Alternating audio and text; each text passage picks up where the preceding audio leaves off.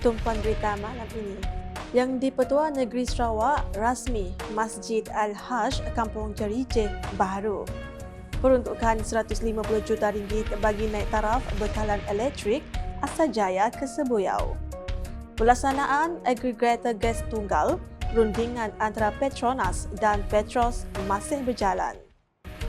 Festival WAK cetus pembangunan industri kreatif di Sarawak.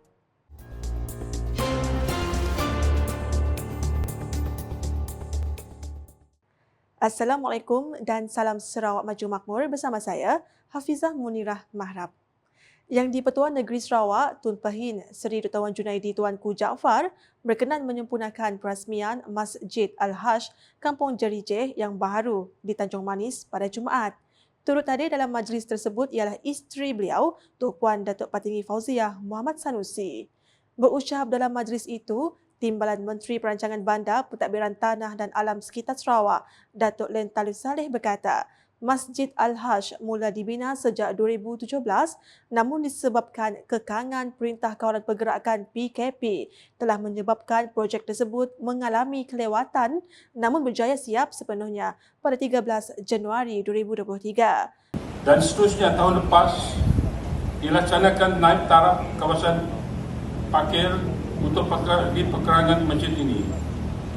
Keseluruhan kos pembinaan Masjid Al-Hajj termasuklah kemudahan asas berjumlah 5.37 juta yang dibiayai sepenuhnya melalui peruntukan daripada projek transformasi luar bandar RTP saya. Datuk Len menambah Masjid Al-Hajj tersebut merupakan masjid pertama yang dirasmikan oleh Tun Pehin Seri Dutawan Junaidi setelah beliau dilantik sebagai Yang di-Pertua Negeri Sarawak. Katanya masjid lama yang bersebelahan dengan Masjid Al-Hajj turut digunapakai untuk aktiviti pengajian kelas Al-Quran serta pelbagai aktiviti. Dalam pada itu, Tun Pehin Seri Dutawan Junaidi turut bersama-sama menunaikan solat Jumaat bersama penduduk setempat. Masjid Al-Hajj dapat menampung sehingga 1,000 jemaah dalam satu masa dengan dilengkapi pendingin hawa, karpet dan kipas hasil sumbangan orang ramai. Dalam program berasingan, Puan Datuk Patinggi Fauziah turut berkesempatan untuk melawat ke Pusat Tenunan Songket Kampung Rajang. Hadir sama Timbalan Menteri di Jabatan Pimpin Sarawak Hal Ehwal Korporat Penerangan dan UKAS Datuk Abdullah Saidul, Ahli Parlimen Tanjung Manis Insinyur Yusof Abdul Wahab, Mufti Sarawak Sahibus Samaha Datuk Kipli Yassin, Residen Bahagian Muka Datuk Kueh Lepoh, Pengarah Jabatan Agama Islam Sarawak Mual Suaud dan Pengerusi Masjid Al-Hajj Kampung Jerijeh Abdullah Tinggal serta tetamu jemputan yang lain. Kerajaan Sarawak akan memperuntukkan lebih 150 juta ringgit bagi menaik taraf bekalan elektrik dari Asajaya ke Sebuyau untuk memperkukuhkan infrastruktur utiliti itu bagi memenuhi keperluan penduduk di kawasan tersebut. Pimpin Sarawak, Datuk Patinggi Tan Sri Dr. Abang Abdul Rahman Zuhari Tun Datuk Abang Openg berkata, dengan peningkatan penggunaan peralatan elektrik seperti pendingin hawa dan mesin basuh, bekalan elektrik fasa tunggal sedia ada kini tidak lagi mencukupi dan memerlukan peningkatan kepada sistem bekalan elektrik 3 fasa. Tegasnya, komitmen kerajaan terhadap projek ini merupakan sebahagian daripada inisiatif negeri yang disambung dari projek persekutuan. Mudah-mudahan saya ada trip lagi. Dan ini akan nyambunglah semua tu daripada Asajaya, Sadong Jaya hingga ke Sebuyau. Maknanya rumah kita pakai 3 phase. Kerana adik kakak kita orang kampung dah kata orang rezeki bertambah. Beliau berkata demikian ketika menyempurnakan majlis pelancaran naik taraf Masjid Darul Iman di Sadong Jaya pada Jumaat. Dalam pada itu, beliau turut menekankan inisiatif selari untuk menggantikan paip air lama di seluruh Sarawak termasuk di Sadong Jaya. Projek selama 5 tahun dengan peruntukan keseluruhan 1.1 bilion ringgit ini akan mengintegrasikan teknologi digital pintar bagi memodernkan infrastruktur di rantau ini. 1.1 bilion bermakna dalam masa 5 tahun 200 juta tiap-tiap tahun. Kita stages dari situ sampai dah ke Sibo, sampai ke Miri, sampai ke Lembang. kita tukar semua pipe. Dan pipe tu digital. Makin smart pipe. Dan dengan dia kemudahan kita akan ditingkatkan. Masjid Darul Iman yang baru dinaik taraf kini dilengkapi dengan ruang solat yang luas serta kemudahan tambahan seperti pusat tahfiz, pusat komuniti tempatan, ruang pejabat, bilik kuliah dan kawasan parkir yang mencukupi. Projek yang bermula pada 26 November 2021 ini telah siap sepenuhnya pada 16 Ogos 2024 dan kini mampu menampung antara 570 hingga 1,890 orang jemaah. 4 menara masjid ini mempunyai makna simbolik yang melambangkan 4 arah mata angin, 4 khalifah dalam Islam serta kekuatan dan keteguhan iman dalam agama Islam. Hadir sama Menteri Pelancongan, Industri Kreatif dan Seni Persembahan Sarawak, Datuk Seri Abdul Karim Rahman Hamzah, Menteri Utiliti dan Telekomunikasi Datuk Seri Julaiha Narawi, Setiausaha Kerajaan Sarawak Datuk Ahmad Muhammad Abu Bakar Marzuki, Timbalan Menteri Pembangunan Luar Bandar dan Wilayah Datuk Rubiah Wang, Timbalan Menteri Utiliti dan Telekomunikasi Datuk Dr. Abdul Rahman Junaidi, Timbalan Menteri Pembangunan Infrastruktur dan Pelabuhan Datuk Insinyur Adillah Riwu serta tetamu lain. Kerajaan Sarawak mengesahkan rundingan di antara Petroleum Nasional Berhad Petronas dan Petroleum Sarawak Berhad Petros berhubung pelaksanaan pengaturan agregator gas tunggal di bawah Ordinan Pengagihan Gas 2016 masih berjalan. Menurut Menteri Utiliti dan Telekomunikasi Datuk Seri Julaiha Narawi, Kerajaan Sarawak mengulangi bahawa di bawah ordinan tersebut, Petros telah dilantik sebagai agregator gas tunggal. Menjelas dalam satu kenyataan pada Khamis, beliau berkata tiada agregator gas lain dilantik di negeri ini.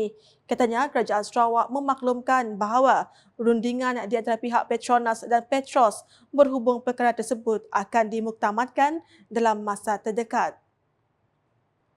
Festival What About Kuching WAK yang semakin berkembang setiap tahun bukan sahaja mencerminkan kemajuan seni dan budaya Sarawak, malah menjadi pemangkin utama dalam memacu pelancongan serta mengukuhkan industri kreatif di negeri ini. Menteri Pelancongan, Industri Kreatif dan Seni Persembahan Sarawak, Datuk Seri Abdul Karim Rahman Hamzah, menyifatkan Festival WAK sebagai platform penting yang memperkenalkan pelbagai aspek seni, budaya dan gaya hidup Sarawak kepada masyarakat tempatan dan pelancong antarabangsa.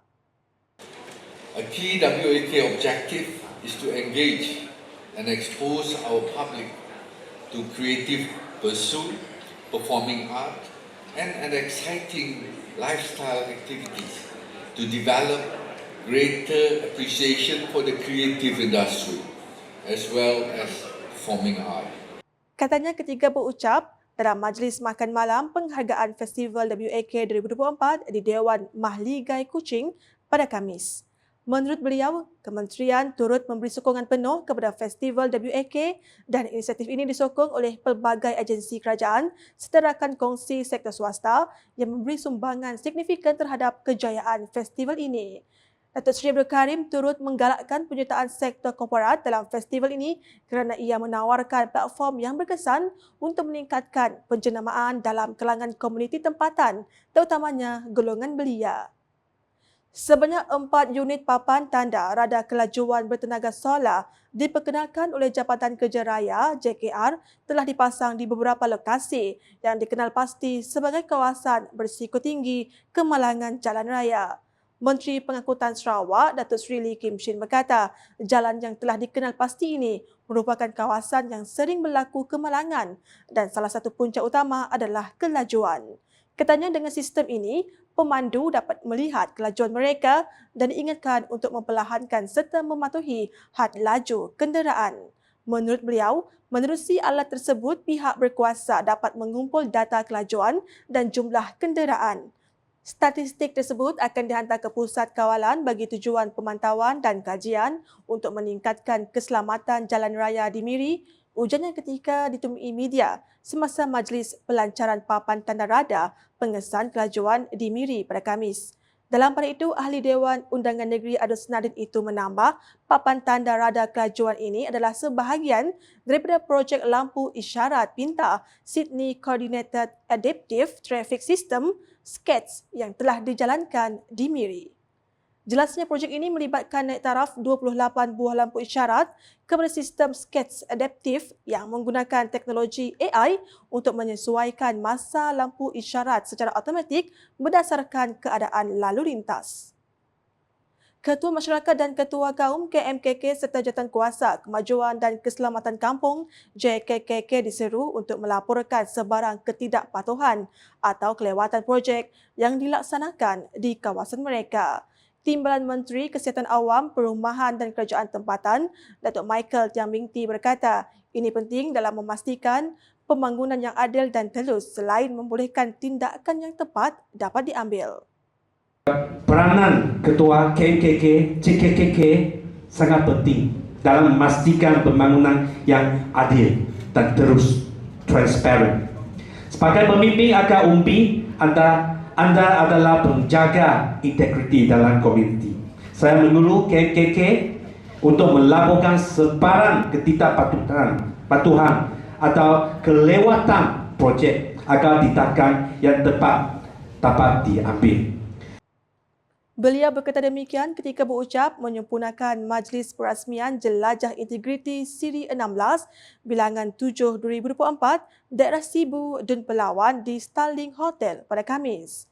Datuk Michael Tiang berkata KMKK dan JKKK sebagai mata dan telinga kerajaan juga perlu peka terhadap isu sosial yang boleh merosakkan integriti komuniti seperti jenayah dan penyalahgunaan dadah. Tegasnya integriti bukan hanya terikat pada aspek ekonomi dan pembangunan tetapi juga melibatkan kesejahteraan dan keselamatan masyarakat. Selaras dengan visi menjadikan Sarawak negeri maju menjelang 2030, beliau menambah kerajaan negeri melalui Unit Integriti dan Ombudsman Sarawak Unions, Jabatan Premier Sarawak akan terus komited dalam membudayakan amalan integriti. Sekian, Buletin UKAS bersama saya, Hafizah Munirah. Sila like, share dan follow semua platform media sosial UKAS termasuk portal ukas.sarawak.gov.my dan UKAS Channel di YouTube untuk perkembangan terkini berita dari Sarawak. Mengakhiri Buletin UKAS dengan paparan yang di-Pertua Negeri Sarawak, Tun Pehin Sri Dato' Junaidi Tuanku Jaafar menyempurnakan perasmian Masjid Al-Hajj Kampung Jerijih di Tanjung Manis pada Jumaat. #Saluran Informasi Rakyat, Salam UKAS.